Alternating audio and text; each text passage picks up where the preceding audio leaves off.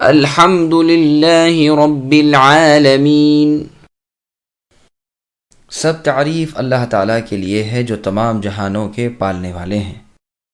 سامعین، اب اس آیت کی تفسیر سماعت کیجیے۔ الحمد للہ کے معانی۔ ساتوں قاری الحمد کو دال کے پیش کے ساتھ پڑھتے ہیں اور الحمد للہ کو مبتدا اور خبر مانتے ہیں۔ سفیان ابن عیینہ اور روبہ ابن عجاج کا قول ہے کہ دال کے زبر کے ساتھ ہے اور فعل یہاں مقدر ہے۔ ابن ابی عبلہ الحمد کی دال کو اور للہ کے پہلے لام کو دونوں کو پیش کے ساتھ پڑھتے ہیں اور اس لام کو پہلے کے تابع کرتے ہیں۔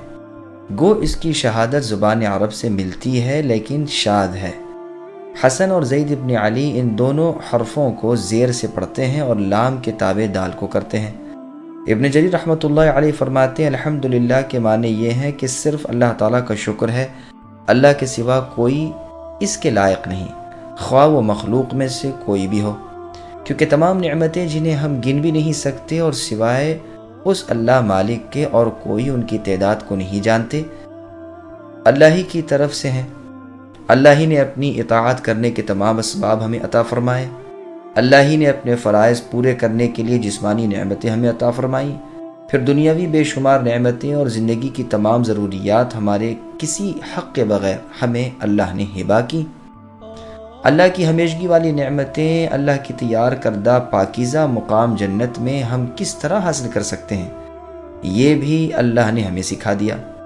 بس ہم تو کہتے ہیں کہ اول آخر اللہ ہی مالک کی پاک ذات ہر طرح کی تعریف اور حمد و شکر کے لائق ہے۔ الحمدللہ یہ ثنا کا کلمہ ہے۔ اللہ تعالیٰ نے اپنی ثنا خود آپ کی ہے اور اسی ضمن میں گویا یہ فرما دیا ہے کہ تم کہو الحمدللہ۔ بعضوں نے کہا الحمدللہ کہنا یہ اللہ تعالیٰ کے پاکیزہ ناموں اور اللہ کی بلند و بالا صفتوں سے اللہ کی ثنا کرنا ہے، اور الشکر للہ کہنا یہ اللہ تعالیٰ کی نعمتوں اور اللہ کے احسان کا شکریہ ادا کرنا ہے۔ لیکن یہ قول ٹھیک نہیں، اس لیے کہ زبان عرب کو جاننے والے علماء کا اتفاق ہے کہ شکر کی جگہ حمد کا لفظ اور حمد کی جگہ شکر کا لفظ بولتے ہیں۔ جعفر صادق اور ابن عطا رحمۃ اللہ علیہما بھی یہی فرماتے ہیں۔ ابن عباس رضی اللہ عنہما فرماتے ہیں کہ ہر شکر کرنے والے کا کلمہ الحمدللہ ہے۔ قرطبی نے ابن جریر رحمۃ اللہ علیہ کے قول کو معتبر کرنے کے لیے یہ دلیل بھی بیان کی ہے کہ اگر کوئی الحمدللہ ہی شکرن کہے تو جائز ہے۔ دراصل علامہ ابن جریر رحمۃ اللہ علیہ کے اس دعوے میں کلام ہے۔ سابقہ علماء میں مشہور ہے کہ حمد کہتے ہیں زبانی تعریف بیان کرنے کو، خواہ جس کی حمد کی جاتی ہو اس کی لازمی صفتوں پر ہو یا متعدی صفتوں پر، اور شکر صرف متعدی صفتوں پر ہوتا ہے، اور وہ دل، زبان اور جملہ ارکان سے ہوتا ہے۔ عرب شاعروں کے اشعار بھی اس پر دلیل ہیں۔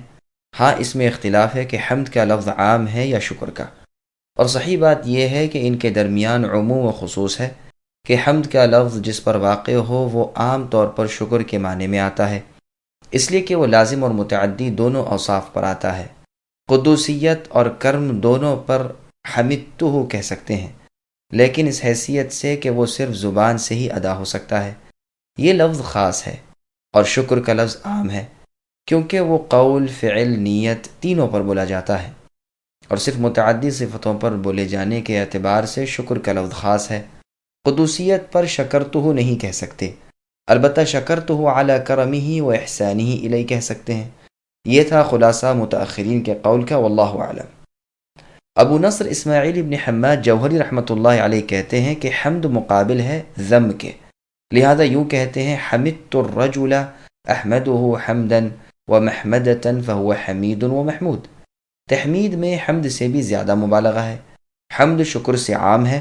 شکر کہتے ہیں کسی محسن کی دی ہوئی نعمتوں پر اس کی ثنا کرنے کو۔ عربی زبان میں شکرتہ اور شکرت لہ دونوں طرح کہتے ہیں، لیکن لام کے ساتھ کہنا زیادہ فصیح ہے۔ مدح کا لفظ حمد سے بھی زیادہ عام ہے، اس لیے کہ زندہ، مردہ بلکہ جمادات پر بھی مدح کا لفظ بول سکتے ہیں۔ کھانے کی اور مکان کی اور ایسی ہی اور چیزوں کی مدح کی جاتی ہے۔ احسان سے پہلے احسان کے بعد لام صفتوں پر، متعدی صفتوں پر بھی اس کا اطلاق ہو سکتا ہے، تو اس کا عام ہونا ثابت ہوا، واللہ اعلم۔ حمد کی تفسیر میں علماء سلف کے اقوال۔ اسود ابن سرئی رضی اللہ عنہ ایک مرتبہ رسول اللہ صلی اللہ علیہ وسلم کی خدمت میں عرض کرتے ہیں کہ میں نے ذات باری تعالی یعنی اللہ کی حمد میں چند اشعار کہے ہیں، اگر اجازت ہو تو سناؤں؟ فرمایا اللہ تعالیٰ کو اپنی حمد بہت پسند ہے۔ یہ روایت سنن نسائی الکبریٰ نیز مسند احمد وغیرہ کی ہے۔ ترمذی، نسائی اور ابن ماجہ میں جابر ابن عبداللہ رضی اللہ عنہ سے روایت ہے، رسول اللہ صلی اللہ علیہ وسلم نے فرمایا کہ افضل ذکر لا الہ الا اللہ ہے اور افضل دعا الحمدللہ ہے۔ امام ترمذی اس حدیث کو حسن غریب کہتے ہیں۔ ابن ماجہ کی حدیث میں ہے کہ جس بندے کو اللہ تعالیٰ کوئی نعمت دیں اور وہ اس پر الحمدللہ کہے تو دی ہوئی نعمت لے لی ہوئی سے افضل ہے۔ قرطبی علماء کی ایک جماعت سے نقل کرتے ہیں کہ لا الہ الا اللہ سے بھی الحمدللہ رب العالمین افضل ہے، کیونکہ اس میں توحید اور حمد دونوں ہیں۔ اور علماء کا خیال ہے کہ لا الہ الا اللہ افضل ہے اس لیے کہ ایمان و کفر میں یہی فرق کرتا ہے۔ اسی کے کہلوانے کے لیے کفار سے لڑائیاں کی جاتی ہیں، جیسا کہ صحیح بخاری اور صحیح مسلم کی حدیث میں ہے۔ جابر رضی اللہ عنہ کی ایک مرفوع حدیث پہلے گزر چکی ہے کہ افضل ذکر لا الہ الا اللہ ہے اور افضل دعا الحمدللہ ہے۔ ترمذی نے اس حدیث کو حسن کہا ہے۔ الحمدللہ میں الف لام استغراق کا ہے، یعنی حمد کی تمام قسمیں اور جنسیں سب کی سب صرف اللہ تعالیٰ ہی کے لیے ثابت ہیں۔ رب کے معنی، رب کہتے ہیں مالک اور متصرف کو۔ لغت میں اس کا اطلاق سردار اور اصلاح کے لیے ہیر پھیر کرنے والے پر بھی ہوتا ہے، اور ان سب معانی کے اعتبار سے ذات باری تعالیٰ کے لیے یہ پاک نام سجدہ بھی ہے۔ رب کا لفظ بھی سوائے اللہ تعالیٰ کے دوسرے پر نہیں کہا جا سکتا، ہاں اضافت کے ساتھ ہو تو اور بات ہے، جیسے رب الدار یعنی گھر والا وغیرہ۔ بعض کا تو قول ہے کہ اسم اعظم یہی ہے، واللہ اعلم۔ اب لفظ عالمین کی تشریح سنیے۔ عالمین جمع ہے عالم کی، اللہ تعالیٰ کے سوا تمام مخلوق کو عالم کہتے ہیں۔ لفظ عالم بھی جمع ہے اور اس کا واحد لفظ ہے ہی نہیں۔ آسمان کی مخلوق، خشکی اور تری کی مخلوقات کو بھی عوالم یعنی کئی عالم کہتے ہیں۔ اسی طرح ایک ایک زمانہ اور ایک ایک وقت کو بھی عالم کہا جاتا ہے۔ ابن عباس رضی اللہ عنہما سے اس آیت کی تفسیر میں مروی ہے کہ اس سے مراد تمام مخلوق ہے، خواہ آسمانوں کی ہو یا زمینوں کی یا ان کے درمیان کی، خواہ ہمیں اس کا علم ہو یا نہ ہو۔ اسی طرح اس سے جنات اور انسان بھی مراد لیے گئے ہیں۔ سعید بن جبیر، مجاہد اور ابن جریج رحمۃ اللہ علیہم سے بھی یہی مروی ہے۔ علی رضی اللہ عنہ سے بھی غیر معتبر سند سے ہی قول منقول ہے۔ اس قول کی دلیل قرآن کی آیت لیکون للعالمین نذیرا بھی بیان کی جاتی ہے، یعنی تاکہ وہ العالمین یعنی جن و انس کے لیے ڈرانے والے ہو جائیں۔ فرا اور ابو عبید کا قول ہے کہ سمجھدار کو عالم کہا جاتا ہے۔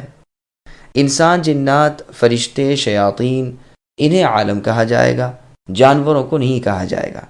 زید بن اسلم اور ابو محیصن رحمۃ اللہ علیہما فرماتے ہیں کہ ہر روح والی چیز کو عالم کہا جاتا ہے۔ قتادہ رحمۃ اللہ علیہ کہتے ہیں ہر قسم کو ایک عالم کہتے ہیں۔ مروان ابن حکم عرف جعد، جن کا لقب حمار تھا، جو بنو امیہ میں سے ہیں اور اپنے زمانے کے خلیفہ تھے، کہتے ہیں کہ اللہ تعالیٰ نے 70,000 عالم پیدا کیے ہیں۔ آسمانوں والے ایک عالم، زمینوں والے سب ایک عالم، اور باقی کو اللہ ہی جانتے ہیں، مخلوق کو ان کا علم نہیں۔ ابو العالیہ رحمۃ اللہ علیہ فرماتے ہیں تمام انسان ایک عالم ہیں، سارے جنات کا ایک عالم ہے، اور ان کے سوا 18,000 یا 14,000 عالم اور ہیں۔ فرشتے زمین پر ہیں اور زمین کے 4 کونے ہیں، ہر کونے میں 3,500 عالم ہیں جنہیں اللہ تعالیٰ نے صرف اپنی عبادت کے لیے پیدا کیا ہے۔ یہ قول بالکل غریب ہے، اور ایسی باتیں جب تک کسی صحیح دلیل سے ثابت نہ ہو ماننے کے قابل نہیں ہوتی۔ حمیری کہتے ہیں کہ 1,000 امتیں ہیں، 600 تری میں اور 400 خشکی میں۔ سعید بن مسیب رحمۃ اللہ علیہ سے بھی یہی مروی ہے۔ وہب بن منبہ رحمۃ اللہ علیہ فرماتے ہیں 18,000 عالم ہیں، دنیا ساری کی ساری ان میں سے ایک عالم ہے۔ ابو سعید خدری رضی اللہ عنہ فرماتے ہیں 40,000 عالم ہیں، ساری دنیا ان میں سے ایک عالم ہے۔ زجاج رحمۃ اللہ علیہ کہتے ہیں اللہ تعالیٰ نے دنیا اور آخرت میں جو کچھ پیدا کیا ہے وہ سب عالم ہے۔ قرطبی نے اس قول کو صحیح کہا ہے، اس لیے کہ یہ تمام عالمین کو شامل ہے۔ جیسے فرعون کے اس سوال کے جواب میں کہ رب العالمین کون ہیں، موسیٰ علیہ السلام نے فرمایا تھا کہ آسمانوں اور زمینوں اور ان دونوں کے درمیان جو کچھ ہے ان سب کے رب ہیں اللہ۔ عالم کا لفظ علامت سے مشتق ہے، اس لیے کہ عالم یعنی مخلوق اپنے پیدا کرنے والے اور بنانے والے پر نشان اور اللہ کی وحدانیت پر علامت ہے، جیسے کہ ابن معتز شاعر کا قول ہے فَيَا عَجَبَ كَيْفَ يُعْصَى الْإِلَٰهِ أَمْ كَيْفَ يَجْحَدُهُ الْجَاحِدُ وَفِي كُلِّ شَيْءٍ لَهُ آيَةٌ تَدُلُّ عَلَىٰ أَنَّهُ وَاحِدٌ، یعنی تعجب ہے کس طرح اللہ کی نافرمانی کی جاتی ہے اور کس طرح اللہ سے انکار کیا جاتا ہے، حالانکہ ہر چیز میں نشانی ہے جو اللہ کی وحدانیت پر دلالت کرتی ہے۔